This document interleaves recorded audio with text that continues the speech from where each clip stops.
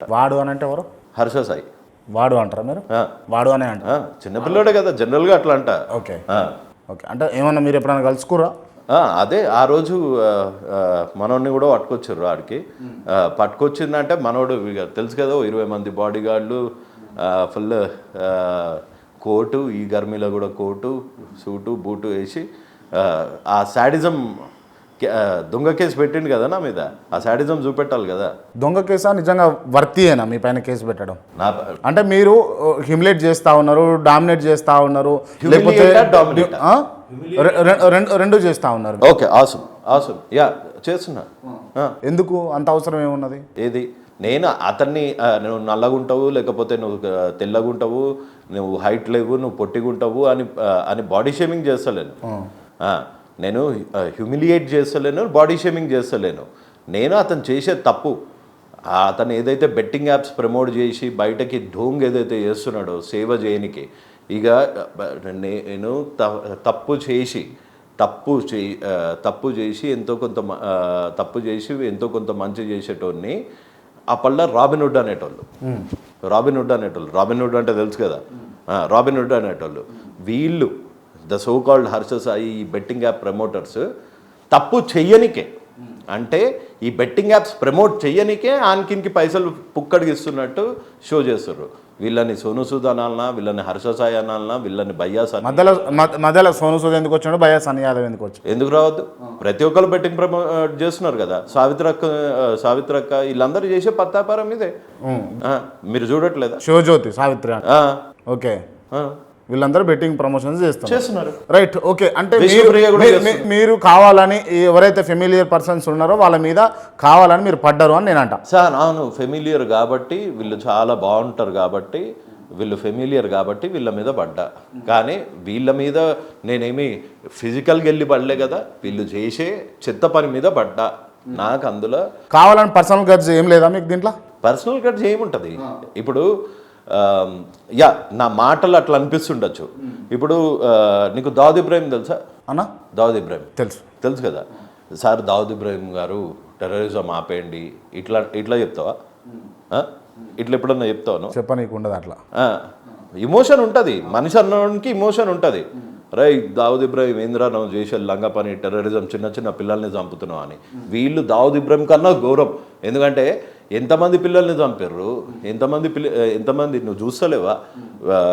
TV open చేస్తే, paper open చేస్తే ఫ్యామిలీలు నాశనం అయిపోతున్నాయి. చనిపోయిన వాళ్ళన్న ఒక దిక్కు అయితే, పైసలు లేక కిటకిటలు ఆడతా, పాలకి లేక, ఫీజులకి లేక, బియ్యంకి లేక ఎంతమంది. నీ దోస్తుల్లో ఎవరు బెట్టింగ్ యాప్స్ వల్ల ఎవరు మోసపోలేదా? నీ దోస్తుల్లో ఎవరు బెట్టింగ్ యాప్స్ వల్ల నష్టపోలేదా? వాళ్ళు పడే కష్టాల మీద నిన్న మీరు లైవ్ పెట్టిర్రు అన్నారు. ఒక్కొక్కడు ఎంత ఏడుస్తున్నాడు కష్టాజితం. పోనీ లీగల్ కాదు, there is an act. 2016 act, IT act ఉంది, 2019 యాక్ట్ ఉంది. తెలంగాణలో ప్రతి ఒక్క జూదం police can apprehend with or without notice జూదం ఆడేటోళ్ళని నిర్వహించడానికి ఇంకా పెద్ద సెక్షన్లు పడతాయి. CCPA సుప్రీంకోర్టు గైడ్ లైన్స్ ఉన్నాయి. Right, okay. అడ్వకేట్ గారు మీరు చెప్పండి, నిజంగా ఈ బెట్టింగ్ యాప్స్ను ప్రమోట్ చేయడం క్రైమా? 100% క్రైమ్. ఎట్లా? మనకి ఏపీ తెలంగాణలో తెలంగాణ గేమింగ్ అమెండ్మెంట్ యాక్ట్ 2017 చేశారు.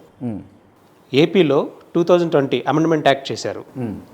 దీనిలో ఏం చెప్పారంటే, యాక్ట్లో betting apps either online or physical ban చేస్తున్నామని గవర్నమెంట్ తీసుకున్న డెసిషన్. ఈ గవర్నమెంట్ తీసుకున్న డెసిషన్ని నేను ఇల్లీగల్గా ప్రమోట్ చేస్తానంటే క్రైమా కాదా? 100% క్రైము. అదొక్కటే కాదు, ఇంకా మనకి ఐటీ యాక్ట్ ఉంది, 65 సెక్షన్ 65 ఉంది. అండ్ 69 ప్రకారం వెబ్సైట్ బ్లాక్ చేసే అథారిటీ 69A ప్రకారం గవర్నమెంట్ ఆఫ్ ఇండియాకు ఉంది. సో ఇన్ని యాక్ట్స్ అమల్లో ఉన్నప్పుడు నువ్వు ఎట్లా చేస్తావు? మరి ఎందుకు బ్లాక్ చేయలేకపోతే? ఎందుకు అవైలబుల్లో ఉంది? ఇప్పుడు నేను ఆడాలి అని అంటే మీరు ఇప్పుడు హర్షసాయి ప్రమోట్ చేసినా లేకపోతే మీరు చెప్తున్నటువంటి సోకాల్డ్ వ్యక్తులు చేసిన యాప్లను నేను వాడాలి అని అంటే బ్యాన్ చేసి ఉండాలి కదా. బ్యాన్ ఆల్రెడీ చేసిర్రు. బ్యాన్ మరి ఎట్లా ఆడుతున్నా నేను? ఎట్లా ఆడుతున్నావు అంటే ఇవన్నీ ఇండియాలో రిజిస్టర్ అయిన కంపెనీస్ కాదు. ఇది దొంగచాటుగా కురుసావో కెరేబియన్ ఐలాండ్స్ లో కురుసావో అని ఒక కంట్రీ ఉంది. ఆ కంట్రీలో రిజిస్టర్ అయిన కంపెనీస్ ఇవి. ఈ కంపెనీస్ కురుసావో రిజిస్ట్రేషన్ తీసుకొని ఇండియాలో ఇది ఎవరికి తెలియదు కదా, నెట్వర్క్ త్రూ వచ్చేస్తుంది ఆర్ మేనేజ్ చేస్తారు. రైట్. ఇప్పుడు మీకు చాతగాక మీకు వర్తి లేక మీరు సంపాదిస్తున్నారు అని వాళ్ళ మీద పడ్డారు, అంతేనా? అవును. నేను అట్లా నేను డ్రగ్స్ అమ్మలేక, డ్రగ్స్ అమ్మడం చేతగాక, మర్డర్ చేయడం చేతగాక నేను వాళ్ళ మీద పడ్డా. అంటే డ్రగ్స్ తోటి లేకపోతే సంపుడు తోటి దాంతో అంతకన్నా ఒక మనిషిని ఎక్కడన్నా కొట్టొచ్చు, పొట్ట మీద కొట్టొద్దు. పొట్ట మీద కొట్టే పని ఇది. రైట్. ఓకే, వాళ్ళు ప్రమోట్ చేస్తారు, వాళ్ళు గలీజ్ ఒప్పుకుందాం, వాళ్ళు నీచులు, వాళ్ళు క్రిమినల్స్ అని యాక్సెప్ట్ చేద్దాం.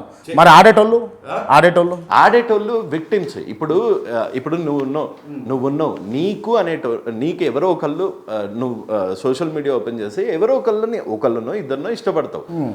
అసలు కురుసావోలో రిజిస్టర్ అయిన కంపెనీని నీ మొబైల్ ఫోన్ దాకా దాన్ని తీసుకొస్తుంది ఎవరు? వీళ్ళు కాదా? వీళ్ళు ఏమని ప్రమోట్ చేస్తారు? పింక్ కలర్ వచ్చిందంటే నీ 2,000 17,000 అవుతాయి. పెద్ద పెద్ద ఫిగర్స్ చూపించిన కదా వీడియోస్. 5 లక్షలు, 6 లక్షలు, 10 లక్షలు, 20 లక్షలు, 300% బోనస్, 600% లాగిన్ బోనస్. నా లింక్ పెట్టి చేసినావు అంటే నీకు ఒక చీట్ ట్రిక్ చెప్తా, చీట్ ట్రిక్ చెప్తా. వీడియోలు పెడుతుర్రు. నేను 2,000 వేసిన, వాడెవడో 2,000 వేసినావు, ఏం చేస్తున్నావు? 2,000 నీకు కష్టాలు ఉన్నాయా? నీకు పాకెట్ మనీ ఉన్నదా? ఈ బెట్టింగ్ యాప్స్ ఆడు, నీ కష్టాలు తీర్చుకో. రైట్. అంటే మా తోటి జర్నలిస్టు హర్షస్ ఆయన ఇంటర్వ్యూ చేసినప్పుడు క్లియర్గా అడిగిండు, మీరు బెట్టింగ్ యాప్స్ను ప్రమోట్ చేస్తారా అంటే ఏం చెప్పిండు? చేయనని చెప్పిండు, చేస్తలేనని చెప్పిండు. మ్యానిపులేషన్. వీడియోస్ సహా చూపించిన, ఇన్వాయిసెస్ చూపించిన. ఇంకేం కావాలి? ఇంకేం ప్రూఫ్ కావాలి? ఎంత సంపాదిస్తాడు అనుకుంటారు మీరు? నాకు తెలిసి 100 కోట్లు ఉంటాయి. 100 కోట్లు హర్షసాయి సంపాదించారు పక్కానా? ఒక ప్రోబో అన్న కంపెనీ 1,508 కోట్లు జిఎస్టీ కట్టింది.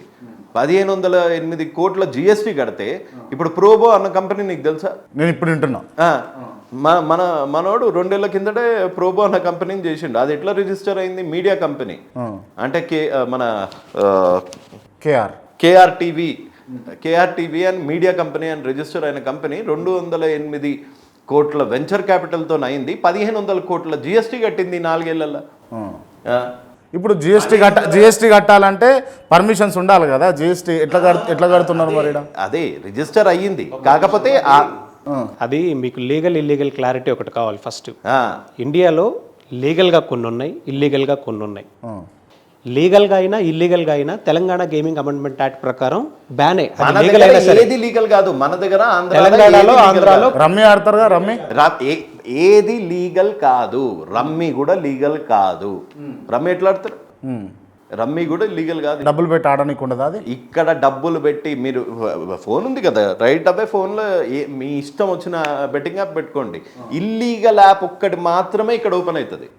లీగల్ బెట్టింగ్ యాప్ ఏది ఇక్కడ ఓపెన్? హర్షసాయి ప్రమోట్ చేసేటాన్ని లీగల్ యాప్. ఇల్లీగల్. ఎస్.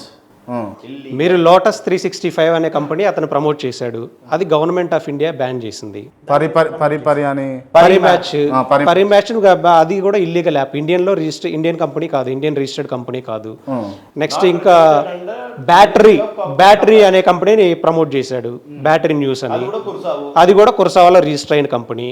అంటే ఎక్కడో మన ఇండియన్ జ్యూరిస్డిక్షన్ కింద లేనటువంటి కంపెనీస్ని నువ్వు ఆ లింక్స్ నీ పర్సనల్ అకౌంట్స్లో లింక్స్ పోస్ట్ చేస్తూ ప్రజలను మిస్లీడ్ చేస్తూ కొన్ని 100 కోట్ల రూపాయలు నువ్వు సంపాదిస్తూ అట్ ది సేమ్ టైం కొన్ని 1,000 కోట్ల రూపాయలు, కొన్ని 100 మంది సూసైడ్ చేసుకునే స్టేజ్కి వెళ్ళే పరిస్థితి తీసుకొస్తున్నావు.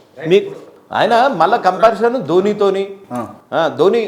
ధోని టీవీలో చేస్తాడేమో యాడ్, అది కూడా లీగల్ బెట్టింగ్ యాప్ది. వాళ్ళకు ఒక సిస్టమ్ ఉంటుంది, అంటే వాళ్ళ మేనేజర్ అది లీగలా కాదా అన్ని చూసుకొని చేస్తాడు. కాబట్టి ధోని చేస్తాడు.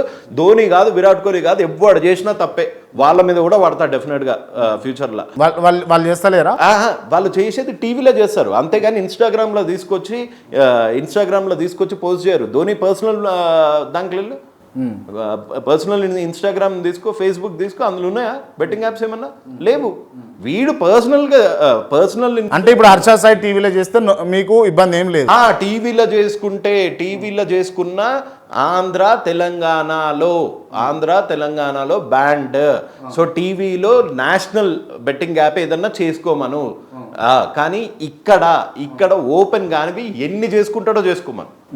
ఇక్కడ ఓపెన్ కానివి ఆంధ్రాలో తెలంగాణలో లీగల్ బెట్టింగ్ యాప్స్ ఒకవేళ ఇది నేషనల్ ఫిగర్ అయిపోయి మనోడు ధోని వీళ్ళందరితో కలిపి ఆ నేషనల్ మీడియాలో బెట్టింగ్ యాప్ ప్రమోట్ చేసుకుంటే నాకు ఎటువంటి ప్రాబ్లం లేదు.